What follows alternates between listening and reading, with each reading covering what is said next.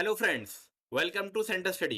दोस्तों, अगर आप जामिया मिल्लिया इस्लामिया के DElEd, BEd general, BEd special या बीएड नर्सरी के इंटरव्यू की प्रिपरेशन कर रहे हैं तो दोस्तों आप बिल्कुल सही चैनल पर आए हैं।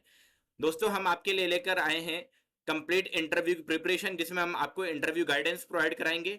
साथ ही साथ 2 मॉक इंटरव्यू आपके ऑनलाइन कराएंगे और साथ ही साथ आपकी एडमिशन तक की गाइडेंस आपको हम प्रोवाइड कराने वाले हैं। और ये सिर्फ आपके 299 यानी कि 299 रुपए में आपको मिल जाएगा। आप हमसे कांटेक्ट कर सकते हैं, हमारा कांटेक्ट डिटेल भी दिया हुआ है 8285004882, या आप हमें मेल कर सकते हैं। दोस्तों, अगर आपने चैनल को सब्सक्राइब नहीं किया तो चैनल को भी सब्सक्राइब कर ले। इंटरव्यू की कंप्लीट गाइडेंस आपको हम क्या चीज प्रोवाइड कराने वाले हैं, उस वीडियो के डिस्क्रिप्शन में उसका लिंक मिल जाएगा, आप वहां से देख सकते हैं। तो आइए स्टार्ट करते हैं हमारे आज के इंटरव्यू। जो पिछले साल पूछे गए उनसे क्या क्या क्वेश्चन पूछे गए थे, आइए स्टार्ट करते हैं। जब आप इंटरव्यू के लिए जा रहे थे तो आपने इंटरव्यू के लिए एंट्री किस तरीके से की थी जहां पर आपका इंटरव्यू हुआ था? एंट्री एज यूजुअल थी कि जैसे सभी लोग कर रहे थे और क्योंकि उस दिन थोड़ा बारिश वगैरह भी हुई थी तो इतना ज़्यादा थोड़ा हौच-पौच हो गया था। But it was as normal as सभी लोग कर रहे थे। तो आपका जो बेसिक जो पेडागोजी सब्जेक्ट था आपने जो ऑप्ट किया था वो क्या था, और सेकंड पेडागोजी क्या आपसे पूछा गया था वहां पर? मेरा फर्स्ट पेडागोजी पॉलिटिकल साइंस था और सेकंड पेडागोजी उर्दू था। तो पॉलिटिकल साइंस से रिलेटेड कुछ क्वेश्चंस उन्होंने किए थे, जनरल क्वेश्चन, और उर्दू से भी रिलेटेड किए थे। चलिए, अब हम स्टार्ट करते हैं कि आप जब इंटरव्यू में एंटर कर गए तो आपसे सीटिंग के लिए बोला होगा, उसके बाद आपने इंट्रोडक्शन में क्या क्या बताया था, और उनके मतलब इंट्रोडक्शन पार्ट में आपने क्या क्या चीज़ शामिल की थी, और आने वाले स्टूडेंट के लिए क्या क्या चीज़ें शामिल करना ज़रूरी है अपने इंट्रोडक्शन पार्ट के लिए?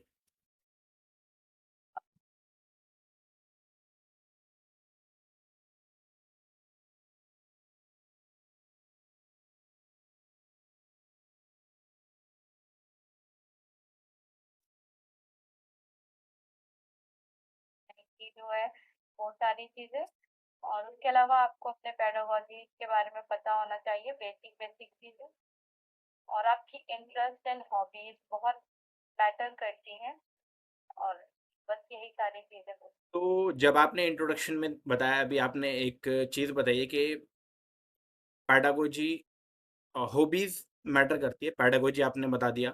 आपने कहा कि हॉबीज़ बहुत मैटर करती हैं, तो क्या आपसे कोई हॉबीज़ से रिलेटेड कोई क्वेश्चन्स आपसे पूछा गया था? या इंट्रोडक्शन पार्ट से आपको एक आपसे कोई क्वेश्चन पूछा गया वहाँ पर?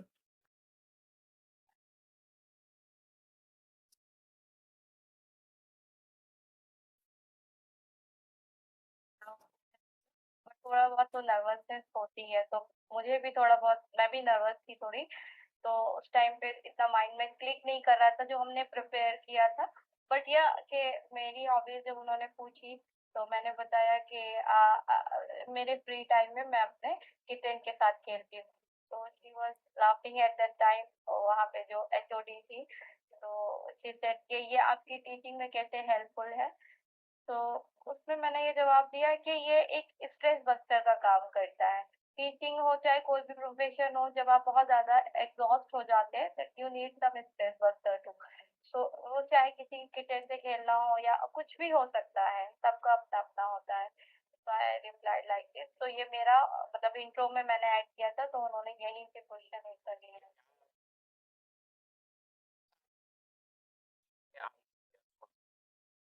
नहीं, नहीं, ये हॉबीज़ तो मेरी यही थी, और मैं इवन जब मैं प्रिपेयर इसी के लिए होके गई थी, और जब मैंने सोचा कि मैं इसको बोलूँगी तो उनका क्या रिप्लाई होगा, उसका मैंने एक्सपेक्ट नहीं किया था। तो दैट वाज़ अनएक्सपेक्टेड, उसका जो जवाब था वो थोड़ा वो था, बट हाँ, रियलिटी थी उसमें। आप जो भी बोले उसमें रियलिटी होनी चाहिए, कुछ भी हम ऐसे नहीं बोल सकते कि जिसका हम काउंटर क्वेश्चन का हम आंसर ना कर सकें। इंडिविजुअल स्टूडेंट भी बुलाए गए थे और कभी-कभी 2-2 स्टूडेंट को भी साथ-साथ बुलाया गया था। तो आपका इंटरव्यू इंडिविजुअल किया गया था या साथ में आपके कोई और स्टूडेंट भी गए थे इंटरव्यू के लिए? हाँ, मेरे साथ में एक स्टूडेंट गई थी, इंडिविजुअल नहीं हुआ था मेरा, 2-2 करके बुलाया गया। ओके। जब आपसे अपने इंट्रोडक्शन के बाद आपसे किस तरीके से क्वेश्चंस पूछे गए आपके पेडागोजी से रिलेटेड या अदर क्वेश्चंस भी जो आपसे नॉर्मल आपने कहा कि जनरल क्वेश्चंस हो सकते हैं आपके, तो वो सारे क्वेश्चंस आप डिटेल में बताएं और थोड़ा ज़रा उनका आंसर भी आपने क्या रिप्लाई किया वो भी आप थोड़ा डिटेल में बताएं। तो फर्स्ट पेडागोजी मेरा पॉलिटिकल साइंस था, तो वहाँ पॉलिटिकल साइंस की प्रोफेसर मौजूद थी। तो उन्होंने मुझसे जस्ट जनरल क्वेश्चन पूछा था कि लाइक क्या आप किसी न्यूज़पेपर की पब्लिशर हैं और आपको कोई 5 न्यूज़ पब्लिश करनी है, तो आप बताइए वो क्या-क्या हो सकती है? Political news, 5 political news. तो उस टाइम पे G20 समिट चल रहा था, जब मेरा इंटरव्यू हुआ था और कुछ बाढ़ वगैरह आई हुई थी दिल्ली में, तो वाटर लेवल और ये सारी चीज़ें। और उस टाइम पे पीएम मतलब G20 समिट के बाद वो किसी कंट्री का विजिट भी था उनका, तो वही सारी न्यूज़ेस का मैंने जवाब जो भी मतलब उन्होंने पूछा था उसका मैंने जवाब दिया। और उर्दू से तो कुछ इतना ख़ास पूछा नहीं गया था, बट हाँ, ये ज़रूर पूछा गया था क्योंकि मेरा मीडियम भी उर्दू था, तो वो उर्दू मीडियम वाले स्टूडेंट से ये उम्मीद रखते हैं कि आपको अच्छी उर्दू लिखनी और पढ़नी आनी चाहिए अगर आपका पेडागोजी उर्दू है तो।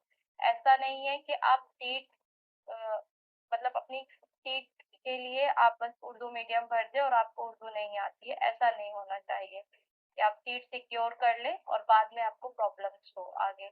तो उन्होंने ये पहले ही कह दिया था कि अगर आप उर्दू मीडियम से हैं, देन हम आपसे कुछ भी लिखवा सकते हैं, कुछ भी पढ़वा सकते हैं। तो ये उन्होंने पहले ही बोल दिया था। आपने एक क्वेश्चन तो बताया कि मैगजीन वाला, बाकी क्वेश्चंस?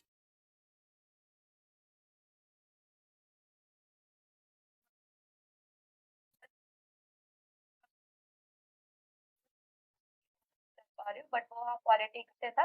जनरल क्वेश्चन थे, कोई फैक्चुअल नहीं था उतना। जनरल में ही कुछ था बस। करंट न्यूज़ तो उन्होंने बस यही कहा था कि करंट अफेयर्स थोड़ा देखिए और अच्छे से प्रिपेयर करिए क्योंकि being a student of political science आपकी अच्छी कमांड होनी चाहिए करंट अफेयर्स पे। You must aware what's going on around you.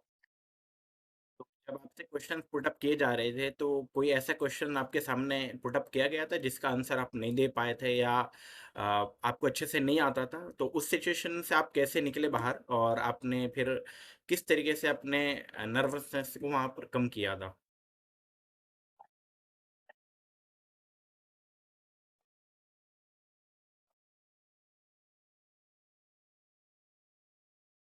आ रहा है तो उसके बाद फिर उन्होंने मुझसे कहा कि आप टीचर बनने जा रहे हैं तो आपकी हॉबीज होनी चाहिए टीचिंग एंड ऑल के आप बच्चों को पढ़ाती हैं। तो मैंने कहा हाँ पढ़ाती हूँ। तो फिर उन्होंने पूछा अभी रिसेंटली क्या पढ़ाया था, तो उस टाइम पे क्लिक ही नहीं हो रहा था। मतलब जैसे वो पूछ रहे थे ट्यूशन एंड ऑल, आप एज अ ट्यूटर बच्चों को रिसेंटली क्या पढ़ाया है आपने और ये सब, तो उस टाइम पे वो क्लिक नहीं हो रहा था। तो वहाँ थोड़ा नर्वसनेस थी, बट फिर उन्होंने वो मैगजीन वाला क्वेश्चन और कुछ पॉलिटिकल और एक और चीज अच्छी होती है जब हम पेयर में जाते हैं तो थोड़ा बहुत टाइम भी मिल जाता है। अगर हमसे वो क्वेश्चन कर रहे हैं, अगर हम नहीं पूछ आंसर कर पा रहे उतने टाइम, तो फिर जो दूसरा कैंडिडेट होता है वो उससे वो क्वेश्चन को टफ कर लेते हैं। तो इसमें आपको थोड़ा टाइम भी मिल जाता है और एक प्लस पॉइंट भी होता है अगर वो क्वेश्चन का आंसर ना दे पाए, तो एक तरीके से वो सिलेक्शन प्रोसेस वो वहीं पे होता रहता है। ये उनके लिए भी आसानी है और हमारे लिए। आपने एक लाइन बताइए कि आपसे जो क्वेश्चन पुट अप नहीं हो पा रहे हैं, आपसे आप जो आंसर नहीं कर पा रहे वो दूसरे से पूछाएगा, तो क्या जो आपके दूसरे कैंडिडेट जो थे आपके साथ जो गए थे उनसे जो क्वेश्चन पूछे गए थे क्या आपको याद है? अगर वो याद हैं तो बताएं। और उनसे अगर जी, उनसे अगर कोई क्वेश्चन में गलती हुई थी तो क्या आपने उसका आंसर अपने पास से किया था? मतलब उसका क्वेश्चन आपसे पूछा गया था।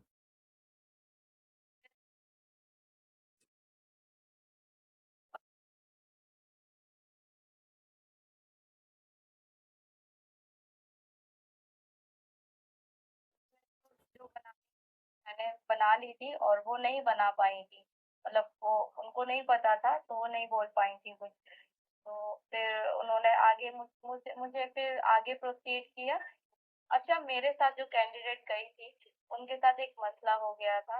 वो मसला ये हो गया था कि जैसे मैंने अभी कहा कि आप उर्दू मीडियम से भर रहे हैं फॉर्म, तो आप इतना ज़्यादा ईज़ी ना लीजिए कि आपकी सीट सिक्योर हो जाएगी on the basis of medium.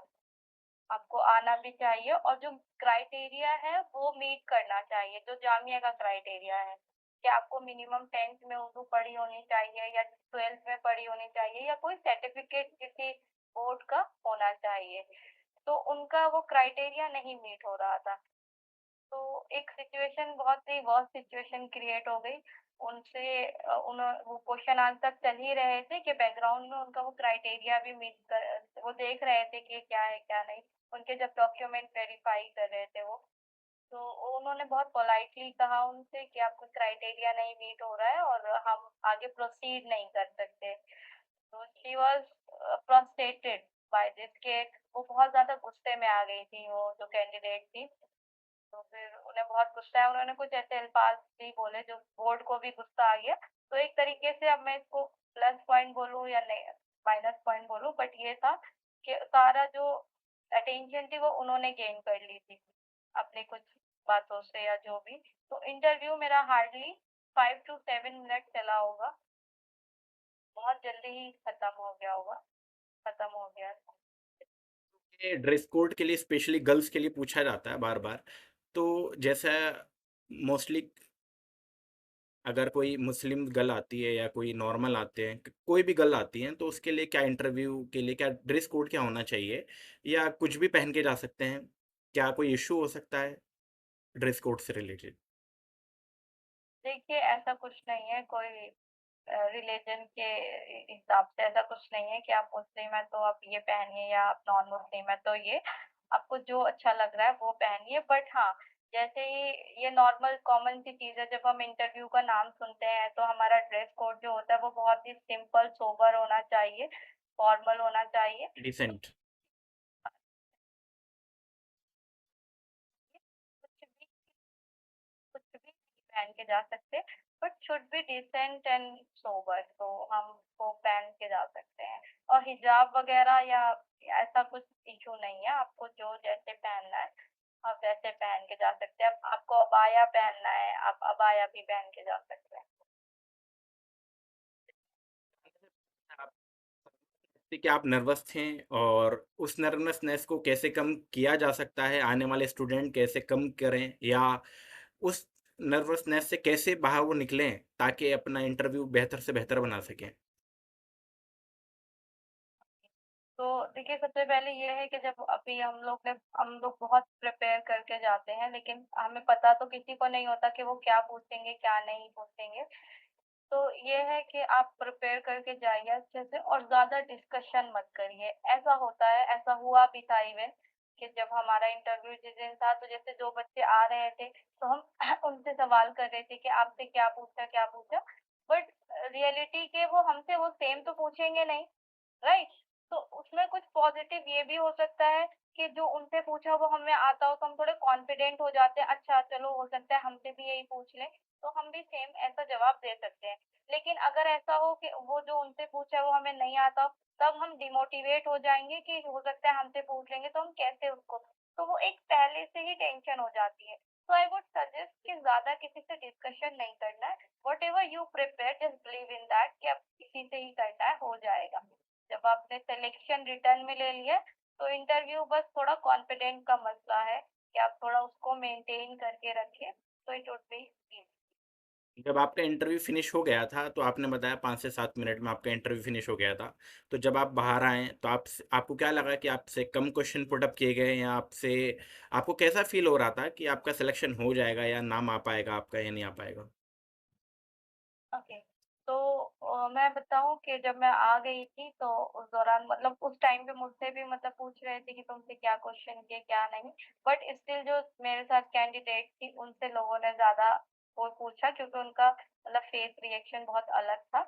और क्वेश्चन कम पूछने का यही मेन रीज़न था क्योंकि सारी अटेंशन सेकंड कैंडिडेट ने गेन कर ली थी, वो जिस भी वजह से की हो। तो ये मेन रीज़न था और प्लस में रही बात सिलेक्शन की, तो वो कहीं न कहीं मुझे ऑन द स्पॉट फ़ील हो गया था कि हाँ, कि हो जाएगा क्योंकि ये था ना उनके पास एक लिस्ट होती है कैंडिडेट की जिस भी मीडियम से और जिस भी कैटेगरी से वो जाते हैं, तो उनके साथ उनके पेडागोजीज़ भी होते हैं। तो मेरे ख़्याल से जैसे मैंने उर्दू ग्रेजुएशन तक पढ़ी है, तो अल्हम्दुलिल्लाह मुझे रिटन एंड ओरल सभी कुछ आता है नॉलेज भी है। तो उन्होंने तभी पूछ लिया था कि आप टीच कर लेंगे इस क्लास तक? तो मैंने बोला यस। तो मेरे सामने कहीं न कहीं उन्होंने कुछ टिक किया था, तो वो मुझे ऐसा लगा था कि हाँ, हो जाएगा। अब मुझे नहीं पता उन्होंने क्या टिक किया था, क्या लिखा था, बट दिस वाज़ समथिंग कि ऑन द स्पॉट वो करते रहते हैं, वो पता चल जाता है। थी, क्या स्ट्रेटेजीज आपने अपनाई थी और आने वाले स्टूडेंट्स को इंटरव्यू जो आप फेस करेंगे या आने वाले नेक्स्ट सालों में फेस करेंगे तो उनको क्या स्ट्रेटेजी अपनानी चाहिए, कहाँ से, जैसे आप पॉलिटिकल साइंस के स्टूडेंट हैं, उर्दू के स्टूडेंट, आप पेडागोजी सेकंड बता रहे हैं, तो क्या किन टॉपिक्स को ज़्यादा से ज़्यादा देखना चाहिए? सबसे पहले तो स्ट्रेटेजी की बात कीजिए और उसके बाद फिर किन चीज़ों पर ज़्यादा से ज़्यादा फोकस करना चाहिए? ओके, तो जो इंटरव्यू की स्ट्रैटेजी थी बेसिकली सबसे पहले तो आपको कॉन्फिडेंटली अपना इंट्रोडक्शन देना आना चाहिए और आपको ये पता होना चाहिए कि इंट्रोडक्शन में वही चीज़ों को ऐड करें जिसका आप काउंटर क्वेश्चन का भी जवाब दे सकें। ऐसा कुछ भी ऐड करने की ज़रूरत नहीं है जिसका आप जवाब ना दे सकें या जो आपके लिए प्रॉब्लम क्रिएटिंग हो। तो ये था पहली चीज़ और दूसरी चीज़ उतना फैक्चुअल इन्फॉर्मेशन की तरफ नहीं मूव करना है क्योंकि ऑलरेडी हम रिटर्न में देकर आ चुके होते हैं। तो उसको आप गो थ्रू कर लें, कुछ ज़्यादा ऐसा नहीं है कुछ आपको मेमोराइज़ करना है, कुछ डेट्स और समथिंग लाइक दैट, चाहे वो आपके पेडागोजीज़ ही क्यों ना हो। पेडागोजीज़ में भी एक बहुत ही जैसे मेरा पॉलिटिकल साइंस है, तो पॉलिटिकल साइंस में भी वो लोग इतना फैक्चुअल नहीं पूछेंगे। जैसे करंट इश्यूज़ जो भी चल रहे हैं अभी, वो कुछ भी हो सकता है, वो चाहे इंटरनेशनल पॉलिटिक्स हो, चाहे वो नेशनल पॉलिटिक्स हो, तो इससे आप अवेयर होने चाहिए। उर्दू है तो उर्दू के जो प्रोमिनेंट राइटर्स हैं या कोटेशंस वगैरह हैं कुछ 1-2 वो आपको पता होनी चाहिए। बेसिक चीज़ें बस। और इसके अलावा जो आने वाले स्टूडेंट्स हैं उनको बस यही कहेंगे कि अपना जो इंट्रो है वो वेल प्रिपेयर्ड करिए क्योंकि क्वेश्चंस उसमें से भी पूछे जाते ही हैं क्योंकि सामने बोर्ड मेंबर्स को कुछ नहीं पता आपके बारे में। आप जो उन बोलेंगे वही वो जानेंगे और उसी से ही वो क्वेश्चन पुट अप करेंगे। क्या हो सकते हैं पॉलिटिकल साइंस के लिए? अगर आपने बताया कि फैक्चुअल चीज़ों में भी अगर देखी जाए, तो कुछ क्वेश्चंस तो पूछे जाते ही हैं जो अ, आपके सब्जेक्ट से पूछे जाएँगे। तो वो क्या इम्पोर्टेंट टॉपिक्स आपके हिसाब से हो सकते हैं as a political science student? अभी करंटली जो मैं देख पा रही हूँ कि इम्पोर्टेंट तो करंट पॉलिटिक्स है अभी जैसे रिसेंटली लोकसभा इलेक्शन और या जो नेशनल टॉपिक्स देखे जाए तो जो अदर पार्ट्स में जो भी अलग-अलग तरह की प्रॉब्लम्स क्रिएट हो रही हैं, चाहे वो साउथ हो, चाहे वो नॉर्थ हो, तो वो सारी चीज़ें ऑल ओवर के स्टूडेंट करंट इश्यूज़ से अवेयर होना चाहिए, कि चल क्या रहा है। अगर वो करंट इश्यू से अवेयर होएगा तो डेफिनिटली उसे बैकग्राउंड की इन्फॉर्मेशन कुछ ना कुछ होएगी, राइट? अगर आप नेशनल पॉलिटिक्स की बात करते हैं, तो अगर सपोज़ करें वो यही पूछ ले कि सेंट्रल की क्या पावर्स है, स्टेट की क्या पावर्स है या दिल्ली गवर्नमेंट का क्या है या सेंट्रल गवर्नमेंट में क्या डिफरेंस है? ये उन्होंने एक क्वेश्चन पूछा था इससे भी, मुझे अब याद आया, जो इंटरव्यू में उन्होंने पूछा था मैगज़ीन से रिलेटेड एक क्वेश्चन पूछा था और एक क्वेश्चन ये पूछा था कि जो हमारी यूटीज़ हैं, यूनियन टेरिटरीज़, जी। उसमें कौन-कौन सी यूटीज़ ऐसी हैं जिसमें लेजिस्लेटिव असेंबली है या नहीं है? इस तरीके से कोई क्वेश्चन पूछा था। ये फैक्चुअल था। हाँ, तो जैसे मेन चीज़ यही जैसे फैक्चुअल हो गई तो जस्ट नॉर्मल कि कितने स्टेट हैं या आपको बहुत ही नॉर्मल क्वेश्चन अगर रैंडमली उन्होंने पूछ लिया बताइए इस स्टेट की कैपिटल क्या है? या इसमें लेजिस्लेटिव है या ये यूटी है? इसमें सेंट्रल गवर्नमेंट है या स्टेट गवर्नमेंट है, तो ये कुछ बेसिक चीज़ें पता होनी चाहिए। ये फैक्चुअल भी है और करंट भी। इंटरव्यू में हमें क्या बेसिक गलतियाँ नहीं करनी चाहिए, जिससे हमारा सिलेक्शन रुक जाए? बेसिक गलती तो मैं यही करते हैं हम लोग कि बहुत ज़्यादा नर्वस हो जाते हैं, वो नर्वसनेस हम शो कर देते हैं कि हमारे हैंड्स फंबल होने लगते हैं और लोग अजीब-अजीब तरीके से गेस्चर और बॉडी लैंग्वेज को जो शो करते हैं, वो कुछ नेगेटिव चीज़ें होती हैं जो इम्पैक्ट डालती हैं और फिर बोर्ड मेंबर्स भी उसी तरीके से आपसे क्वेश्चंस करते हैं। वो फिर क्वेश्चन आपके टॉपिक को ना लेकर वो ये करेंगे कि why are you so nervous? It's just a interview, take it easy. ठीक है, आपसे काफ़ी क्वेश्चंस पूछ भी लिए हैं और लास्ट इम्पोर्टेंट क्वेश्चन ये है कि इंटरव्यू के लिए कुछ जो आने वाले स्टूडेंट हैं उनके लिए क्या टिप्स हो सकते हैं आपकी तरफ से, या क्या बातें ऐसी हो सकती है जो उनको हेल्प कर जाए?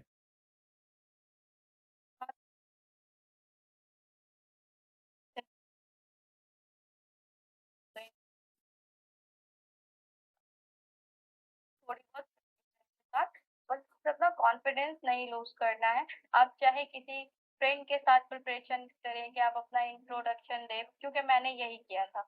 मेरे एक फ्रेंड थे, सीनियर थे वो जामिया में, तो मैंने क्योंकि उनका इंटरव्यू हो चुका था, तो उनसे ही मैंने बातचीत वगैरह करी थी और उन्होंने टिप्स दी थी कि ऐसे नहीं ऐसे, और जामिया के बारे में कुछ बेसिक चीज़ें कि कब एस्टैब्लिश हुआ, पहले कहाँ था, अब कहाँ है, रैंकिंग्स एंड ऑल, ये बेसिक चीज़ें पता होनी चाहिए क्योंकि आप एक सेंट्रल यूनिवर्सिटी में एडमिशन लेने जा रहे हैं, तो उसके बारे में कुछ ना कुछ तो मालूम होना चाहिए, वो कुछ भी पूछ सकते हैं। बट जितना भी आपने प्रिपेयर किया हो, आप उस पे बिलीव करें और अवॉइड करें कि आप लोगों से इंटरैक्ट कम से कम हो। जब आपका इंटरव्यू हो, तो आप जस्ट कामली जाएँ, इंटरव्यू देकर आएँ। No need to cheer at that time और ना ही किसी से पूछे कि क्या सवाल, क्या जवाब किए। ये बहुत नेगेटिव और पॉज़िटिव दोनों ही तरह का इम्पैक्ट डालता है। चलिए, एक चीज़ और मैं एक्स्ट्रा आपसे पूछना चाहता हूँ कि बहुत सारे स्टूडेंट ऐसे हैं जो बिल्कुल बॉर्डर पर इंटरव्यू में सेलेक्ट हो जाते हैं, बिल्कुल बॉर्डर मार्क्स पर। जैसे मिनिमम कट ऑफ जा रही है, तो जैसे एग्जाम्पल के तौर पे 80 कट ऑफ गई है, तो 80 नंबर पे भी उनका सिलेक्शन हो जा रहा है। अब उनको सिलेक्शन होने लेने के लिए इंटरव्यू में ज़्यादा से ज़्यादा नंबर चाहिए, तो आपके टिप्स तो उनके लिए काम आ जाएंगे। दूसरी चीज़ ये है कि क्या ऐसे स्टूडेंट भी आपके साम हैं जिनके बहुत मिनिमम मार्क्स थे और फिर भी उनका सिलेक्शन हो गया है आपके बैचमेट में? क्या कोई ऐसी जानकारी में है आपके?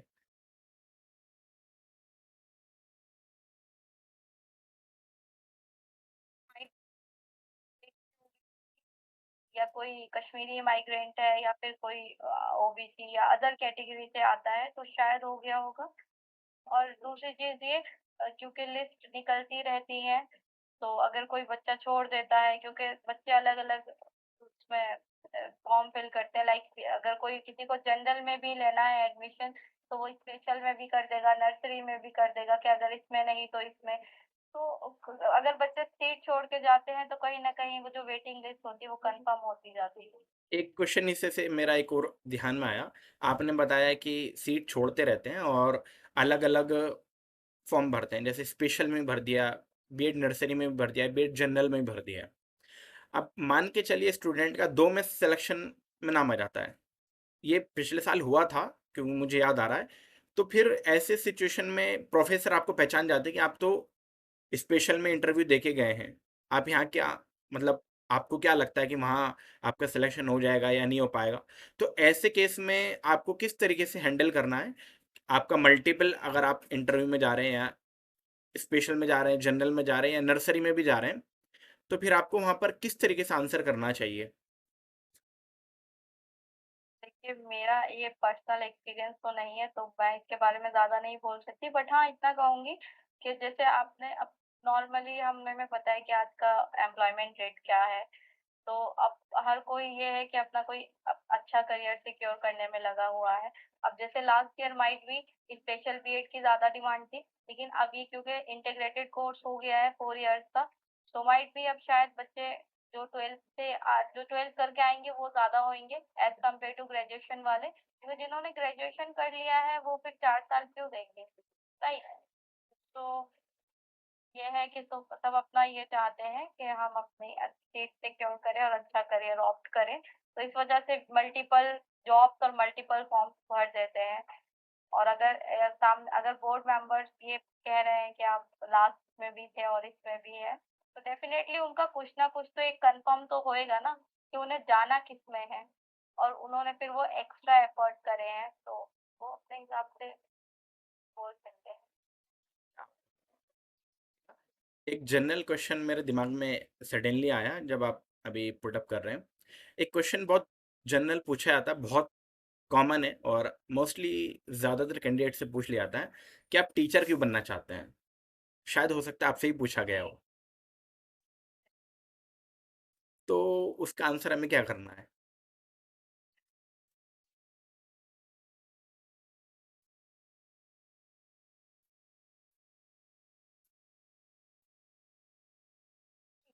मेरा पर्सनल ओपिनियन और जो मैं चाहती हूँ वो ये है कि ये एक ऐसी जॉब है जो ऐसा प्रोफेशन है जो मल्टीपल प्रोफेशन क्रिएट करता है, प्लस में बहुत ही ज़्यादा ऑनर्ड और डिग्निटी वाली जॉब है, राइट? और हर कोई नहीं कर सकता ये।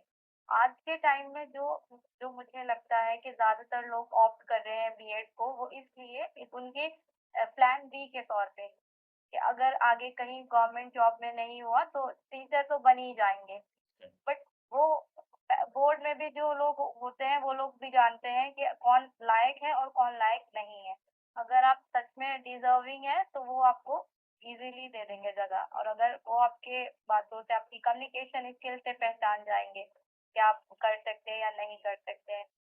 तो यही है मेरा पर्सनल, तो यही है कि बहुत ही ऑनर्ड प्रोफेशन है। प्लस में एक लाइफ लॉन्ग आपको हमेशा, आप जब एक टीचर बन जाते हैं या बन जाएँगे, मैं भी जब बन जाऊँगी, तो एक हमेशा लाइफ टाइम तक लाइफ मतलब एक जीना जिसे कहते हैं कि हम कभी भी ओल्ड नहीं होएँगे।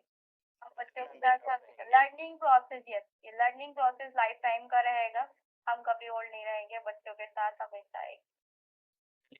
हमें पढ़ रहे हैं, आपको बहुत बहुत मुबारक हो। तो अभी तक का आपका एक्सपीरियंस किस तरीके से रहा है? क्या स्पेशल है जामिया को जो अलग बनाता है बाकी यूनिवर्सिटीज़ से? तो जामिया का अब तक का मेरा एक्सपीरियंस बहुत अच्छा रहा अल्हम्दुलिल्लाह, और जो अलग बनाता है वो ये है कि यहाँ पे जो पेडागोजीज़ हैं वो 2 हैं, राइट? अदर यूनिवर्सिटी में मैंने ड्यू में भी ट्राई किया था लास्ट ईयर, तो वहाँ पे ऐसा कुछ नहीं है, वहाँ बस एक पेडागोजी है। अदर यूनिवर्सिटी में माइट बी एक ही हो, बट जो जामिया का मुझे मालूम है यहाँ 2 पेडागोजीज़ है। दैट मीन्स कि आप फ्यूचर में 2 सब्जेक्ट के टीचर बनने के एलिजिबल हैं, राइट? कि लाइक मेरा पॉलिटिकल साइंस भी है और उर्दू भी है। तो अगर गवर्नमेंट की जो भी वैकेंसी आती है so I can compete political science as well as Urdu at a one time. तो ये है अच्छी बात। और प्लस में कि जो जामिया का बीएड है वो बहुत प्रैक्टिकल है। वो थ्योरेटिकल कम है, प्रैक्टिकल ज़्यादा है। इस पूरे 1 साल में इतनी मल्टीपल एक्टिविटीज़ और हमारी वर्कशॉप्स वगैरह हुई, और क्योंकि अब जैसे टीचिंग में भी काफ़ी डिजिटलाइज़ेशन हो गया है कि आपको ज़ूम भी आना चाहिए, आपको मीट भी आना चाहिए, और आपको अदर ऐप्स भी हैंडल करने आने चाहिए। तो इसके लिए जामिया बहुत सारी वर्कशॉप भी करवाता है, जिससे आपको करंट चीज़ों से करंट जो भी चीज़ें चल रही हैं, उससे आपका राब्ता कायम कराया जाए। तो ये सारी चीज़ें हैं। और एक बात मैं कहना चाहूँगी कि एडमिशन लेने से पहले आपको माइंड में एक चीज़ रखनी है, जो भी कैंडिडेट एडमिशन ले आगे, कि एक बहुत ये फुल टाइम कोर्स है। आप इसके साथ कोई दूसरी चीज़ नहीं सोच सकते, कि आप सोचें कि हम इधर बीएड कर लें और साथ के साथ हम किसी स्टेट पीसीएस की प्रिपरेशन कर लें। तो ये पॉसिबल नहीं हो सकता। तो अपने माइंड को प्रिपेयर करें, 2 साल आपको यही डिवोट करना है, और फिर उसके साथ आप जाएँ। और दूसरी चीज़ जामिया की जो ये अच्छी बात है, अब तो ख़ैर ऐसा नहीं है, इस साल से ख़त्म कर दिया जामिया ने, वरना लास्ट ईयर से था कि जो फॉरेन लैंग्वेजेज़ होती हैं जामिया में, वो इंटरनल्स के लिए था कि आप एडमिशन ले सकते हैं, साइड बाय साइड कोई फुल टाइम कोर्स एंड वो फॉरेन लैंग्वेज वाला। अभी इस साल से ख़त्म कर दिया, उन्होंने कहा कि अब आउटसाइडर्स भी अलाउड है, एंट्रेंस बेस पे होएगा। तो मैंने उसमें भी एडमिशन लिया था, तो मैंने वो साथ के साथ कर लिया था, तो वो मुझे एक फ़ायदा मिला जामिया में होने का। चलिए, आपने काफ़ी चीज़ें अपने बारे में बताई और इंटरव्यू एक्सपीरियंस आपने अपना काफ़ी अच्छा बताया। हम आपका सेंटर स्टडी की तरफ से बहुत-बहुत शुक्रिया अदा करते हैं और आने वाले टाइम में आप काफ़ी अच्छा अचीव करें, उसके लिए हम कामना करते हैं। बहुत-बहुत शुक्रिया आपका। तो दोस्तों ये था जामिया मिल्लिया इस्लामिया में पढ़ने वाले एक स्टूडेंट का इंटरव्यू जो उन्होंने फेस किया। अगर आप भी जामिया मिल्लिया इस्लामिया के DElEd, BEd general, BEd special या बीएड नर्सरी के इंटरव्यू की प्रिपरेशन कर रहे हैं, तो आप हमसे जुड़कर इंटरव्यू की प्रिपरेशन कर सकते हैं। यहाँ पर हम आपको इंटरव्यू गाइडेंस देंगे, साथ ही साथ 2 मॉक इंटरव्यू आपके ऑनलाइन कराए जाएँगे और आपको एडमिशन तक गाइडेंस प्रोवाइड कराई जाएगी। और आपको उसके लिए क्या करना है, आपको गूगल फॉर्म फिल अप करना है और आपको 299 रुपीज़ फी पे करनी है और आपको हमारे व्हाट्सएप पर जुड़कर अपनी इंटरव्यू की प्रिपरेशन करनी है। तो अगर आप चैनल पर नए हैं दोस्तों चैनल को भी सब्सक्राइब कर लें और बेल आइकन को भी ज़रूर दबाएँ ताकि ऐसी वीडियो या जामिया से रिलेटेड जो भी इन्फॉर्मेशन है आपको लगा